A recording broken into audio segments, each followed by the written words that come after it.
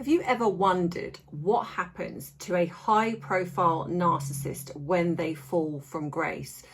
So we're going to look at Meghan because, well, in all fairness, she is a perfect example, in my opinion, of what happens when a narcissist doesn't quite get what they want. So if you are interested in the more psychological aspect of this and the deep dive into what could be really going on for someone like her, and I look at Harry and other celebrities as well, then this could be the channel for you.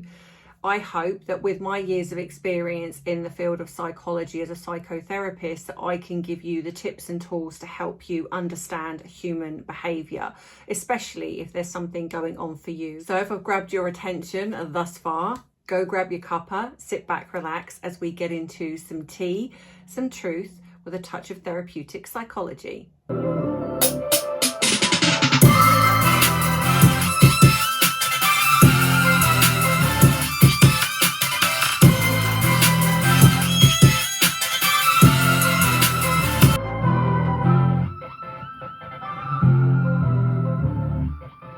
Hey everyone, so welcome back. Thank you for everyone who has stuck with me over the years, and for those who have joined me and you are new here. Now, I've been really dissecting and thinking about what I want to do with this channel, and I know that many of you have Meghan and Harry fatigue. Trust me, I'm with you on that. I completely understand, which is why the podcast, in trying to get that up and running, is something I'm very interested in, because it gives you the chance to come on and speak to me and give your thoughts and opinions on Harry and Meghan, or anything else that you feel you might want to talk about. It is a bit of a slow burner. I think people are a little bit hesitant to come on. I just want to clarify that you do not have to be on camera. Just because some of the ladies have chosen to be on camera, you do not have to be. I choose not to be on camera simply because I wanted it to be about the ladies that join, because you see my mug enough. But I'm kind of getting that people are not liking the fact that I'm not on camera. So I may have to kind of rethink that. But anyway, so if you want to join, drop me an email because there will be one coming up very soon. I do have a couple of people that I'm going to be talking one-to-one, but they're going to be coming on the podcast. So hopefully this will interest you. But so when it comes to this, I know many people struggle to understand, and rather than just regurgitating what is in the mainstream media, I think what I want to try and come back to is utilizing this channel for the psychological angle. So even though I am going to talk about what's kind of going on, I'm also going to utilize that to give you a deeper dive in understanding narcissism, because so many people struggle with this, and so many people have suffered narcissistic abuse in their lifetime, whether it's in the past or whether they're currently going through it now. And also there are people that hopefully by listening to these videos, they will never get themselves into that situation. So looking at Meghan, and I'm going to do a video on Harry as well at some point. So I'm not just continually focusing on her, because both of them have something to showcase in that sense. But looking at Meghan, and I understand, like I've looked at this from the angle of the media, and thank you for the wonderful comments where people really got something from that video. But I also want to look at it from what happens when a narcissist in the public eye doesn't get what their goal is. And again, I hope this will help you understand what Meghan Markle is doing, and if you have someone in your life like this, how this could be playing out for you. What we're noticing, what I'm noticing, and I think quite a few people are, is Meghan is now focusing on smaller brands. Now, here's the thing. A narcissist will always want to be at the top. So what we're seeing is, due to her behavior, Harry's behavior, people that she genuinely wants, whether it's a connection to A-listers, the top brands, the top designers, all of those type of people, to Meghan, that is success to her. But that's not happening. And this will really, really frustrate her. What we know is that narcissists desperately need a continuation of narc supply. So where do narcissists go when they're not getting the supply that they want, like the top premium supply? Like in Meghan's case, it would be top designers wanting to work with her, fashion houses wanting to work with her, A-listers wanting to invite her to here, there and everywhere. That isn't working. So what we're seeing in real time is that Meghan, because she needs narc supply and the media is connected to that, she starts working with lesser brands like the Cookie Queens, like the talk that she did in Australia. Because I tell you, if she had been successful, like if she stayed as a working royal, she wouldn't have touched these people with a barge pole, because Meghan doesn't care about them. And I've proven this many times, because if she, even Harry, really cared about these little small brands, they would also recognize that their continued investment into them, or a sort of alliance with them, is hurting the brand. Like Harry knows that him being part of Invictus is hurting it. Also, Meghan would know that she comes with a lot of controversy, so she wouldn't have wanted to put herself. Now, even if they'd have just been named as in name only, like they come on board as executive producers, they still would have got some backlash, because unfortunately that's what they come with in the drama. But it wouldn't have been anywhere near as bad than what we've seen with Harry and Meghan, especially Meghan hijacking it and going on and doing these talks, etc. Because executive producers generally, they're in the background. They don't do these interviews and things that Meghan's been doing, but that's her narc supply. So she needed that, but she wouldn't have worked with any of them if she'd have stayed as a working royal, and she would be mixing with A-list celebrities and designers and all of those things. But because that hasn't happened, she's utilizing them. And what this is called in the world of psychology is supply deprivation. So narcissists need supply.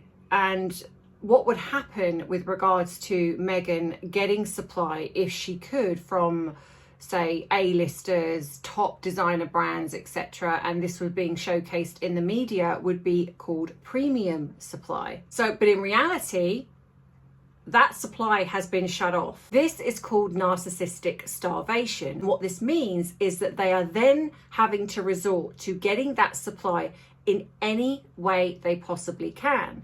So when we look at Meghan, this is why she has now been resorted to going to lesser brands, because she has to have, like I say, it's like oxygen to them. They have to have it. The other thing is also narcissists, they like to feel almost like a big fish, small pond.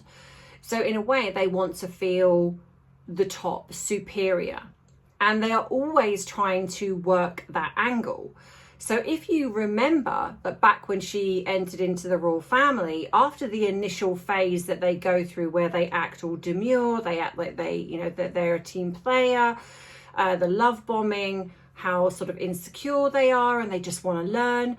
What happens over time is that their narcissistic ego starts to seep in.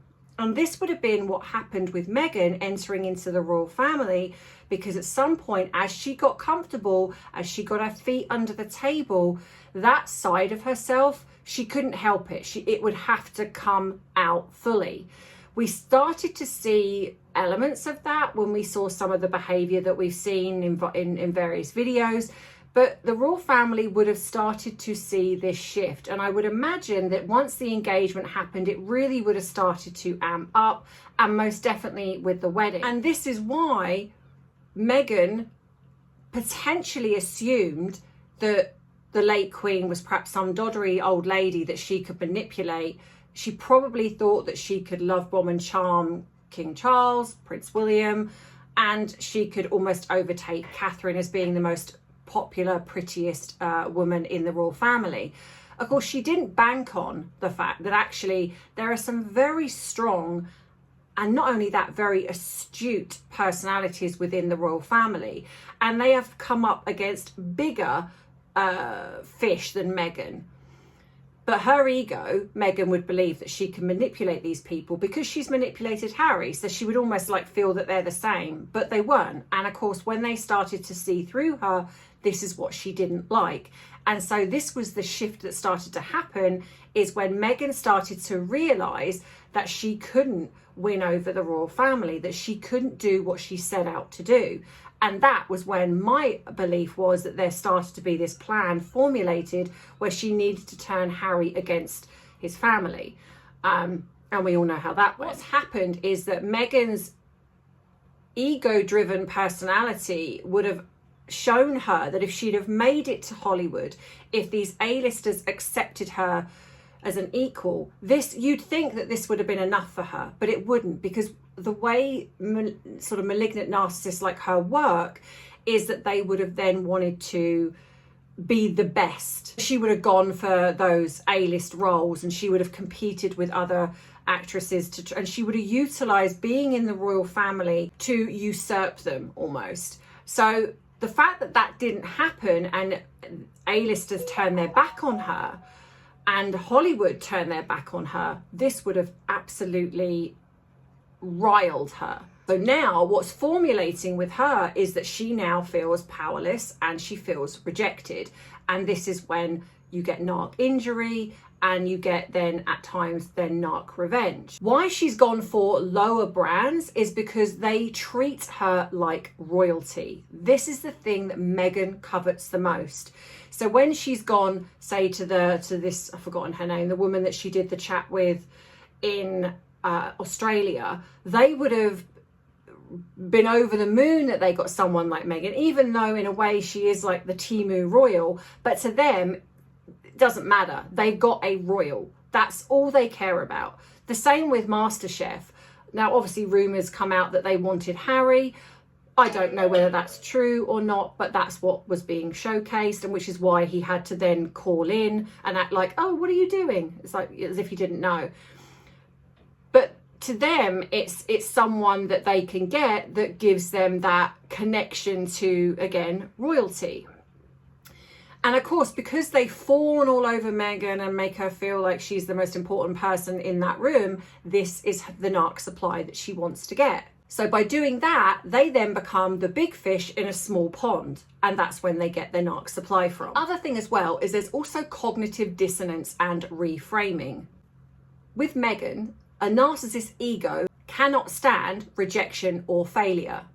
What they cannot admit is, I'm now working with this small brand because Chanel or Gucci or whatever it is, this A-list celebrity, Taylor Swift or whatever it is, refused to work with me. So what happens then is they must rewrite the narrative. And this also happens, as I've said before, when Meghan claps back. The only time she appears to do this within the media publicly is when there is something that threatens to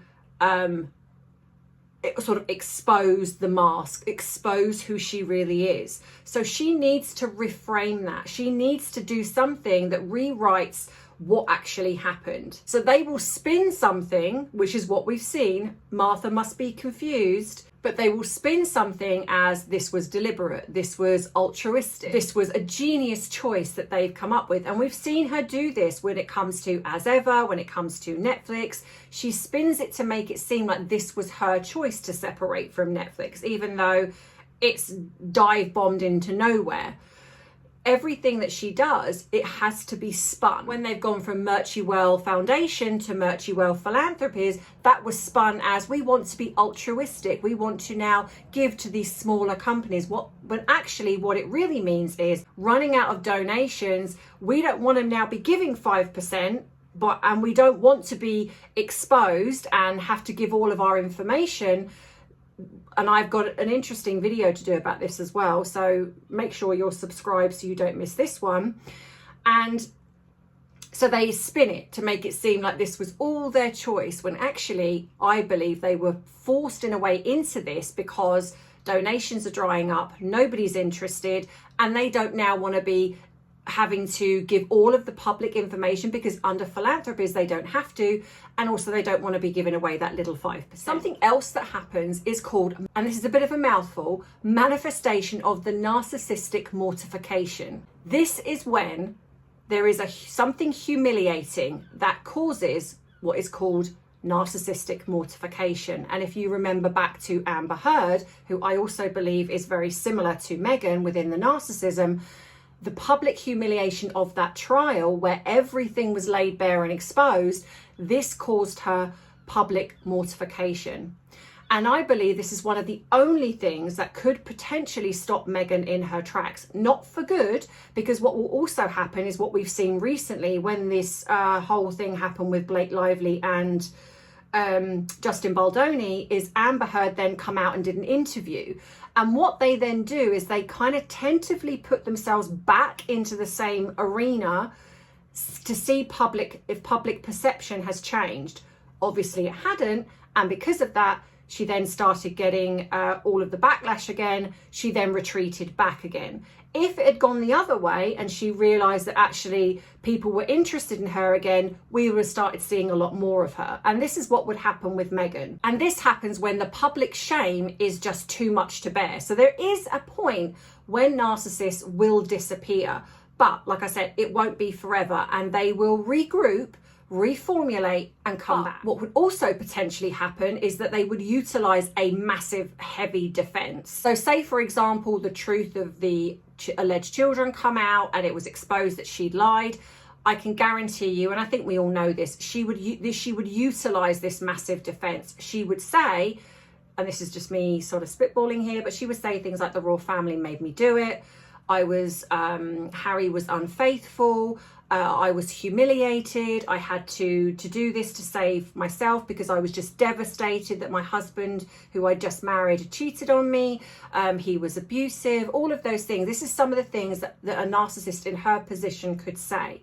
So her doing what she's doing now is almost a little bit part of that, because this humiliation of Hollywood rejecting her, these big brand fashion houses rejecting her, she's now going to these low tier organizations, because what she'll do is that she'll start then to formulate and then in a way find a way to get a foot on the ladder to climb back up again. In a sense, she uses them. And this is what she's doing right now. All these little ventures that she's supposedly putting her name to, helping children, working with families that have got children, that have lost children. And I'm sorry to say this because it is devastating, but she won't care about that. She will be using them to get her foot back on that ladder to claw her way back up. And it doesn't just happen with people like Meghan, you know, even in the real world, because as you know, I like to bring this back to you. So this can also happen. This can happen in the workplace. This can happen with friends, with family. If you have a narcissist that goes, in a sense, behaves a similar way, and I see it in the comments, many of you say, my mum behaved like this, or my partner behaved like this, or my friend behaved like this, or my sister, or whatever. This happens, and they will formulate a very similar plan. So the key thing to always remember, when a narcissist, in no matter where, loses their grip on their mark, their power, their supply, all they do is they change their audience. So in Meghan's case, she changes it in the way that she's done with the people that she works with. In places like you and I, they will then, like if it's family, they will start being friends with a neighbor, or they'll start being friends with someone that's, and they'll come in with this, I want to help you, I want to support you, but actually they'll be using that, and they'll use them to punish their original family. Look at how great this family is, and you were horrible to me. And they will, and friends, they'll find another friendship group and they'll start doing the same thing. So they just change their audience. They don't change. But what they do is they start from the beginning. So all of the love bombing, all of the hoovering, all of those things that we see in the beginning that happens within like your dynamic, they will then start with somebody else. They will reel those people in. But the mark, really, the intention is to get back at you.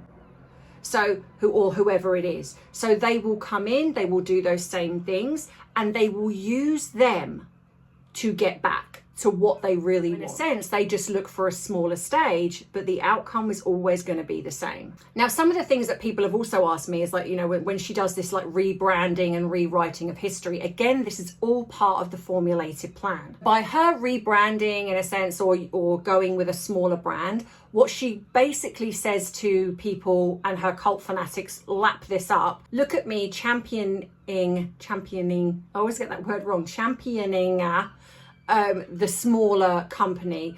You know, I want to support these small ventures and I just want to lift them up. And then what that does is it then shifts the media landscape to, oh, it's not that they were shunned in Hollywood. They chose to go. They chose to walk away from Hollywood and help these poor little companies out. They also have something called the rebel identity. And we saw this with Netflix. When Netflix let her go and Spotify let her go, she didn't just accept it, stay quiet and just move on. She then again sort of clapped back via a source saying that they just weren't enough for her vision. They restricted her vision. So she needed to go out on her own so she could just showcase all of what she wants to do, because Netflix or Spotify just didn't see it. They just didn't see what she wanted to do. But the reality is that they did see through her and they just didn't like it and they let her go. But she can't handle that. Like what I said with Amber, when they try these things out, they do it as a test run to see audience perception. So when she does some of the things that she does and then we hear nothing more about it, like what we'll hear with Cookie Queens, because this hasn't gone anywhere, it hasn't been successful, my thing is she will drop them and you won't hear of anything again, probably, unless there's something else that she can attach herself to within that. If there's a BAFTA, or no, not BAFTA, what is it, an award somewhere that she can attach herself to. But generally anything that they try, like when they've done these faux tours and they've talked about, oh my gosh, Nigeria is like another home to me, I'm 43% Nigerian. And yet, where was she when Nigeria had all that horrendous genocide going on? Where was she? Nowhere. Colombia just had a horrific earthquake. Have she said anything? Has she done anything? Nothing. Because unfortunately, these people have been used, and that's what she does. Australia, the same, used. And if that gets rejected, she won't be interested. She will not support anything. So this is what they do. They put things out, like I've said with Amber Heard, when she did this interview, testing the waters, was rejected, goes back in again. Now what happens is when they go to these smaller companies, which is what we've seen with the Cookie Queens, is they take over. And that's what we've seen with Meghan. She has hijacked the whole thing, in a sense, making it about her. So even though all they did was put their name to it at the last hurdle, and that's kind of it. They're, you know, as executive producers, and Harry, I think, was only turned up once, I think, in the beginning, but now it's all about her. So what she's doing is she's using this smaller venture, which is so disgusting, given that it's, you know, I feel so sad for these young girls that really put their heart and soul into this, and in a way it's just been sidelined by Meghan. And yeah, she just takes over, and that's what they do. They take over and they use it to climb back up again. In her mind, she's doing this company, the director producer, a massive favor by having her on board. That's how much her ego, that's what she'll be telling herself. Now there's also something called vampiric hijacking, and this is when the takeover isn't just what she's doing now, but they take over something and really worm their way in, and in some cases will take over the business. And this is something Meghan could absolutely do. If she got in with, say, a clothing brand, what you would find is that she would take over that clothing brand, and to a point where, in a sense, it will become her brand. She will take it over. All of the original founders would be pushed into the background and it would become the Meghan show. And I do believe this is what she's tried to do with other companies. I mean, she probably even tried to do this with Netflix, with Ted Sarandos, and she really tried to maneuver herself. But again, coming up against bigger sharks, she's not even really, because even though she's conniving and she does these things, I don't think she's quite fully prepared for some of the big sharks that are in the industry, and that's where she falls down, because they see it, they start to really realize they might have been bowled over by her in the beginning. But the thing is with narcissists like Meghan is that they can't keep that facade up for too long. Eventually people see it and they start to realize, like the royal family, like other people like Netflix, Spotify, they all start to see through her. She can keep it up for a few 5 minutes or so, and I don't mean literally, like a short time, and that's why people are bowled over by her, because she's very, very good at the love bombing. But any longevity, if they spend time in her presence, they will start to see the truth of who she is. A narcissist will demand total compliance. And the problem when it's a smaller company is that they will be so overwhelmed by somebody like Meghan that they will potentially just go along with it. So Meghan would come in and she would want to take over. She would start exerting her ideas, again, like Netflix. But the problem is Netflix is a big corporate company, so it didn't work. But when you've got smaller brands like Cookie Queens, and you've got some of the other things that she's tried to put her name to, they just go along with it. And you can see that in the interviews. Meghan dominates the interviews, even though it's nothing to do with her, really. She acts as if she is the one that has solely produced the Cookie Queens, like it's her project, when actually she came in at the last hurdle, stuck a bit of money there and put a name to it. That's it. But if you look at the way that the director is, probably because she's been love bombed by Meghan and she thinks that Meghan's helping her, she's just accepting it and going along with it. So what then happens is the three-point formula. So you have a narcissist entering into this small business. Meghan will use them to climb back up. Now, if that becomes successful, what happens is Meghan will dump them and then climb onto the next ladder. And this is what she's done her whole life. This is not just in businesses, this is with people as well. The minute she gets that next phase, and if we look at, say, the example of her relationships with the men in her life, say, or even friends, she starts off with her father. Her father helps her grow and gets her on that sort of ladder into the most prestigious schools, where she ends up meeting her boyfriend, who gets her a car, and then goes from there. And then she meets Trevor. Trevor then, with his contacts, gets her the part in Suits. She's fine with him until she secures season 2, rung on the ladder, he's dumped. And then she uses that to formulate into Soho House, where she meets the Mulroneys, Corey Vitiello, again, rung on the ladder. And then she utilizes that rung, infiltrating obviously with Marcus Anderson. Mulroneys end up being dumped along the way, because now she's in the royal family, she's married Harry, she doesn't need the Mulroneys anymore, and of course she doesn't need Corey Vitiello anymore because she's now met Harry, and so she then dumps him for Harry. This is what she does. Now, what is next after Harry will be very interesting, because to some people, and I don't mean this in the person, it's the status, you'd think that would be the top of the ladder, but it's not, because it's not done what Meghan wanted. Whatever Meghan's end goal is, and I've said before, and people have laughed at me where I've said the White House. Now, I'm not saying she would get anywhere near it, but she is the type of personality that would believe that she could become president of the United States. She's that egotistical, she can believe it. Meghan uses the stepping stone method, and that's what I've just explained to you. 1, success, dumped, move on. Success, dumped, move on. And that's what she does. The problem you've got at the moment is that Meghan has kind of like hit a rung that's loose and gone all the way back down, in a sense. Not quite to the bottom, but she's not far off. So in a way, what she's now doing is that she's now formulating this plan of, how do I get back up? And so she's now using, like I say, all of these things that she's trying to do to now climb back up the ladder. The problem is that I think she's had so much exposure now that I don't actually know if she would get back up that ladder. The only way that's possible is, like I said, if she met somebody that has got really, really deep pockets monetary wise and serious connections.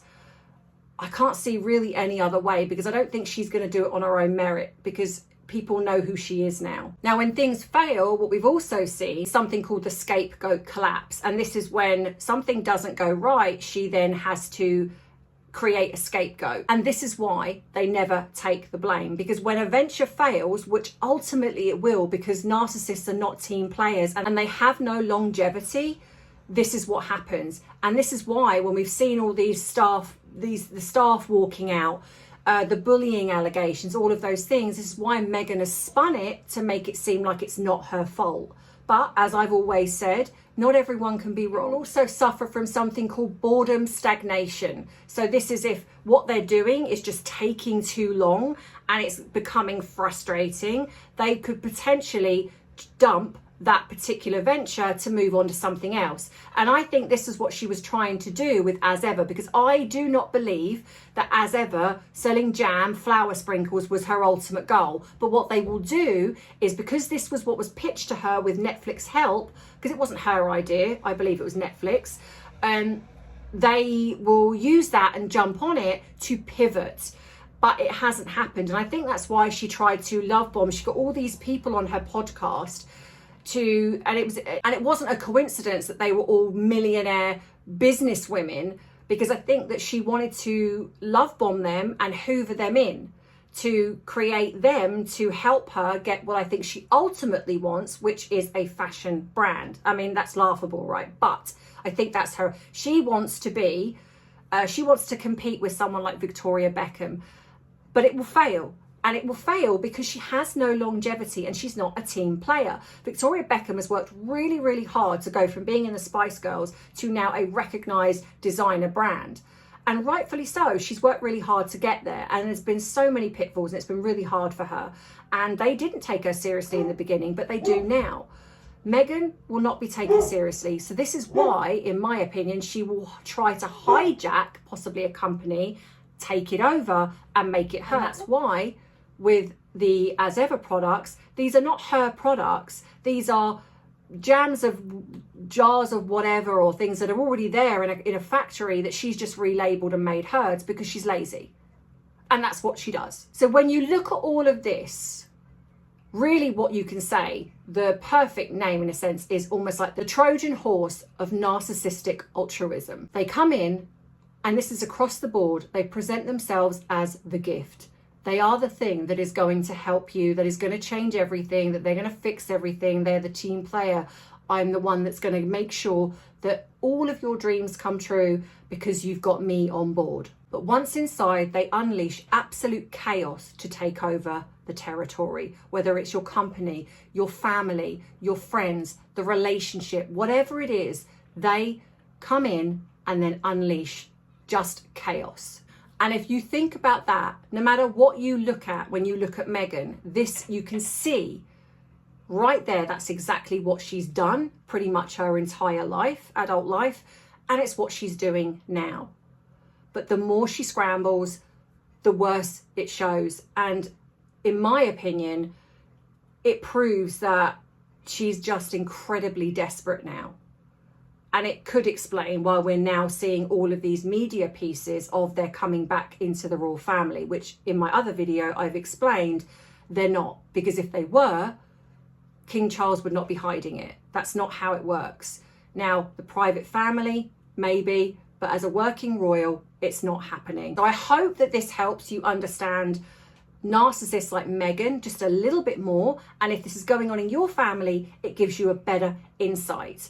And as I've always said, dealing with them, grey rock. Look it up, the grey rock. It's the best way to be, and probably the only way to be if you are dealing with a narcissist.